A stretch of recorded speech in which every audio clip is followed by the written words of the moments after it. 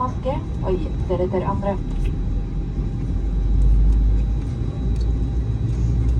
Redningsvesten finnes under din stol. Ta vesten over hodet. Legg båndet rundt livet.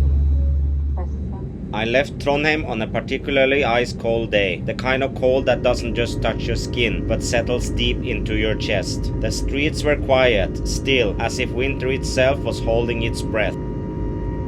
With a heart full of quiet excitement, I boarded my flight, Scandinavian Airlines bound for somewhere far, yet somehow familiar, Thailand. As the plane rose above the frost-bitten city, I watched the landscape unfold beneath me. Snow-capped mountains stretched like ancient sentinels across the earth. Deep valleys lay etched into the land, shaped long ago by glaciers that moved like time itself, slow, powerful, unrelenting.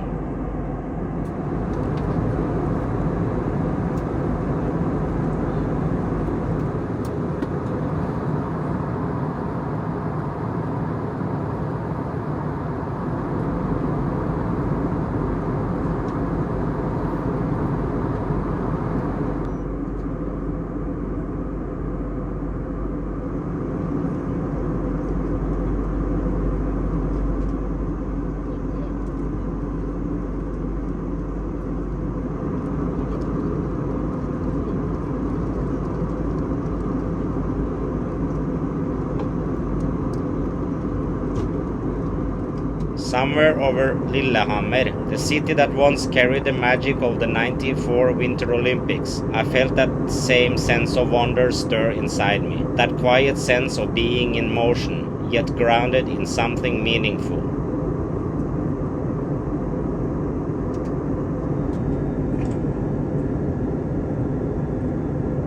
We descended into Oslo just as the afternoon sun dipped low, casting long golden shadows across the tarmac. And there, waiting on the runway, stood a Thai bird, proud and elegant, ready to soar southward toward a place my heart has never truly left. Because while I may have left Thailand many times, it never really left me. After decades of living there, of walking its streets, learning its language, tasting its rains and its warmth, there's no place on earth that feels more like home. And so this journey isn't just a return, it's a reunion. A quiet reminder that no matter how far you go, some places don't just hold your memories, they hold your soul. Our second flight left just as the world dipped into that fleeting, magical moment we call Blue Hour. The sun had just set, but the light hadn't quite gone, leaving behind a sky brushed in velvet hues of deep indigo and fading gold. Out on the tarmac, I spotted her again, the Thai bird, poised, powerful, and already beginning her journey eastward to Bangkok. A quiet nod from the universe, reminding me we are both heading home.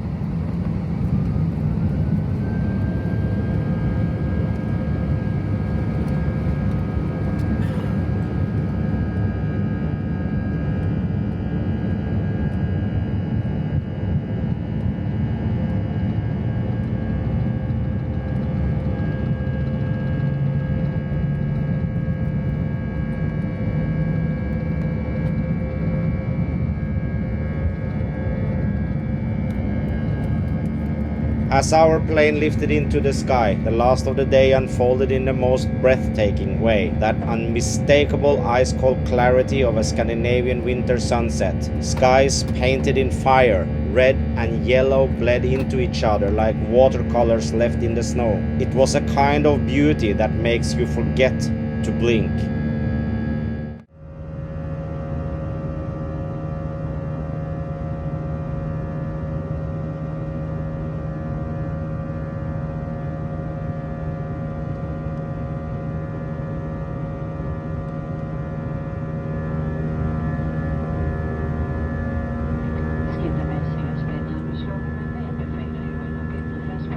We flew southward, passing over Oslo, the capital, resting under the soft glow of a winter's evening. Below, the lights of the city twinkle like scattered memories. Above, the skies open into something even more spectacular. Along the coast of Skagerrak, the sunset deepened. It became one of those sunsets, the kind that stays with you a long time after it's gone. The kind you find yourself returning to in your mind on the days when you feel a little lost, a little heavy. A memory made of color, light and stillness.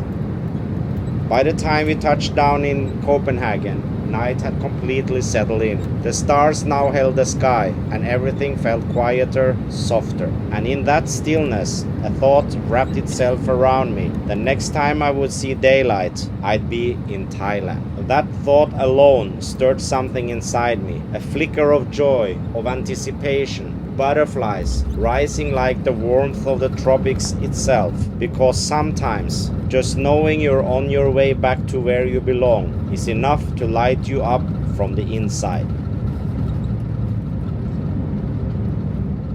By the time I arrived in Copenhagen, night had wrapped itself around the airport like a soft blanket. The long day of travel was beginning to weigh on me, and sleepiness was gently tugging at the edges of my thoughts. I didn't feel like wandering or browsing. I needed rest. So I made my way straight to the SAS Gold Lounge, hoping quietly that maybe, just maybe, one of the day rooms was still available. To my great luck, there was exactly one room left. Without hesitation, I said yes, and honestly, slipping away from the crowd and into that little quiet haven was a blessing. There is something sacred about silence when you are in transit. Being able to stretch out in a real bed, even for just a short while, was a gift. A proper power nap in a proper place. Time moved like water in that room. Slow, soothing, and before I knew it, it was time again. Time to move, time to fly. I made my way to the gate where the aircraft, my aircraft, waited. The big bird, the beautiful Airbus A350. Even after all these years and flights, boarding a long-haul jet like that still gives me a little thrill, especially when I know it's taking me home. Flying Scandinavian business class always feels like a kind of ritual, one that starts the moment you step on board. And as I entered the cabin, I noticed one of the flight attendants I'd flown with before. She smiled. I smiled back. In that instant, I knew this was going to be an amazing flight. Moments later, a glass of champagne found its way into my hand. A warm towel followed soon after. Small comforts, yes, but somehow they anchor you. They remind you to breathe, to be present, and to appreciate.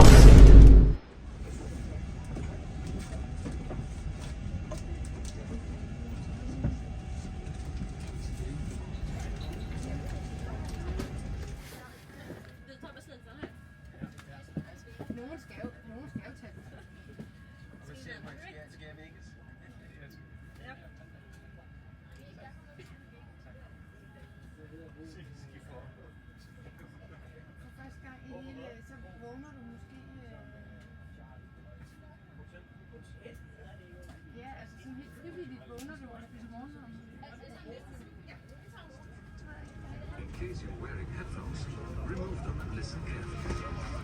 Whenever the seatbelt sign is on, please fasten your seatbelt securely. To undo the belt, simply lift the metal flap. If seated in SAS Business, use the three-point belt for takeoff and landing. Press here to undo the belt. Keep your seatbelt fastened throughout the flight, even when the sign is turned off. Passengers, including children, are not allowed to sleep on the floor. In SAS Business, release the shoulder belt for more comfort. Should you sleep during the flight, make sure to keep your seatbelt outside your blanket, so that the cabin crew will not be able to disturb you in case of unexpected turbulence. Monitor your electronic devices when charging. Contact a member of the crew if an electronic device is damaged, hot, produces smoke, or if your device should fall into the seat structure. Any smoking, including the use of e-cigarettes, is strictly forbidden in all areas of the aircraft, including the lavatories. All lavatories are equipped with smoke detectors. If the cabin air system should fail, oxygen masks will be released from the panel just above your seat. Stay where you are and pull the mask firmly towards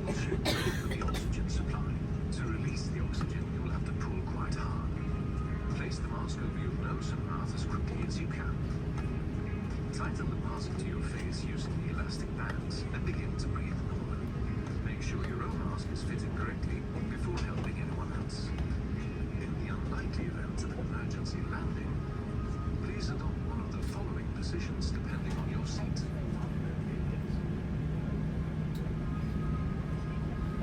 For emergency landing on water, there is a life vest under your seat or between the seats.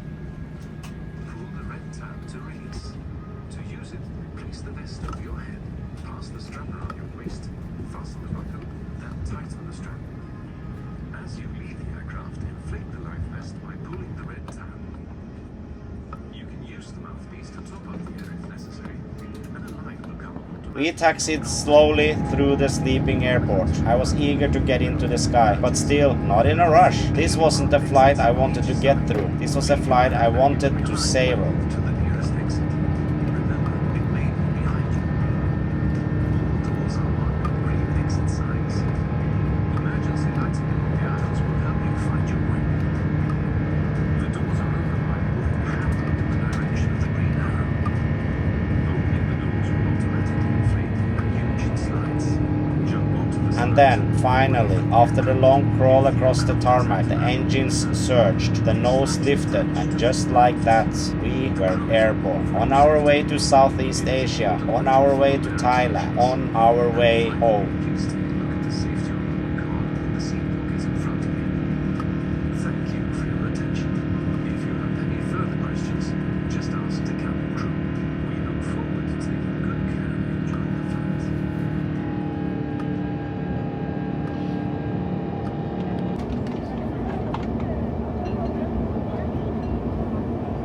There's something about flying through the night that invites reflection. The soft hum of the engines, the dim cabin lighting, the world outside reduced to stars. It creates a space for gratitude, for remembering where you come from and quietly marveling at where you are. Good night, ladies and gentlemen. Escape something all the way to Bangkok. I had my 2 glasses of champagne and had a whole gin tonic, and I'm really happy with everything. Really happy. I'm in seat 8H and business class. And the service is outstanding, truly outstanding. Sitting in this seat, flying business class on this beautiful Scandinavian Airbus A350, I often think about just how far this journey stretches, not just in distance, but in time. When I was much younger, this kind of travel felt impossibly out of reach. Business class wasn't even a dream, it was something other people did, something you might glimpse when boarding through the front of the plane, separated by a curtain that felt as symbolic as it was literal. Back then, it was all about getting there. Economy was the only option, and comfort was relative, measured in how quickly you could fall asleep upright or how few times your knees met the seat in front of you. But times change, and the difference between business class then and now, it's remarkable. This isn't just a wider seat. It's a personal sanctuary, a space designed for long hours above the clouds. Privacy, comfort, and elegance, thoughtfully integrated into every surface. The seat curves around you like a cocoon. It becomes a bed, a desk, a quiet corner of the sky that's all your own. It's not just about luxury, it's about ease, about feeling human while traveling half a world away. And yes, it costs more. But when you think of the time saved, the rest gained, the work you can do, the way you arrive, refreshed, ready, it becomes something else entirely. It becomes value. Efficiency isn't just measured in speed. Sometimes it's measured in peace of mind, in the absence of stress. Vil du have noget knækkebrød også til? Nej tak. Nej. Nej, tusind tak. The food, too, is a part of that experience. Carefully crafted, locally sourced, Scandinavian in origin, but elevated for altitude. It's not about overindulgence, it's about quality, thoughtfulness, the way flavors and textures can transport you even while you're already in motion. But if there is one thing that truly defines the experience, no matter where you're sitting, it's the crew. There is something deeply reassuring about the calm confidence of a great flight attendant. The way they seem to sense what you need before you even ask. The way they treat every passenger with the same quiet dignity, whether you're in the first row or the last row. Their presence, their professionalism, their small kindnesses, they carry the soul of the journey. And here in business class, where interaction is more personal, that human connection becomes even more important. I recognized one of the crew from a previous flight, a simple thing, but it made all the difference. Because in the end, it's not just the seat or the champagne or the warm towel, it's the people. It's always the people. And as I sat back, sipping tea at 37,000 feet, wrapped in a blanket of dim cabin lights and the faint hush of travel, I couldn't help but smile. Not because I made it somewhere fancy, but because I had made it somewhere I never thought I'd be. In the air, at peace, and on my way home.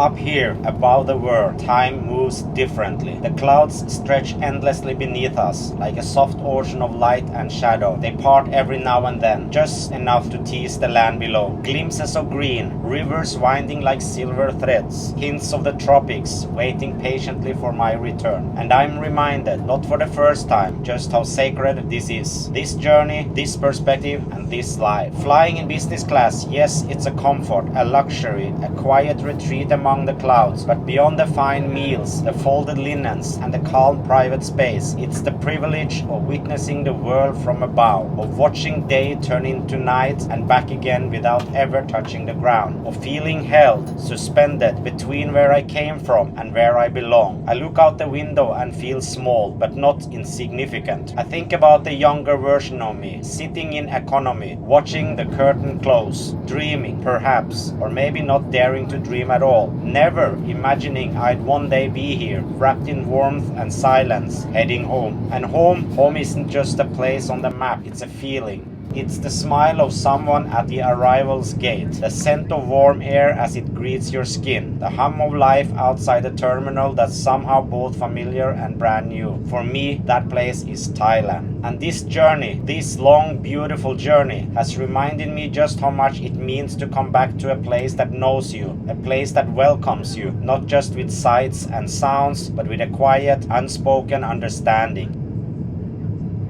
As the aircraft glides across the heavens, I close my eyes for a moment and breathe, grateful for the view, for the people, for the privilege, for the path that's brought me here. Not everyone gets to fly like this. Not everyone gets to call more than one place home. And I don't take a second of it for granted, because no matter how many miles I've traveled or how many times I've taken off or landed, it never stops feeling like a miracle. And this flight, this one feels like a gift.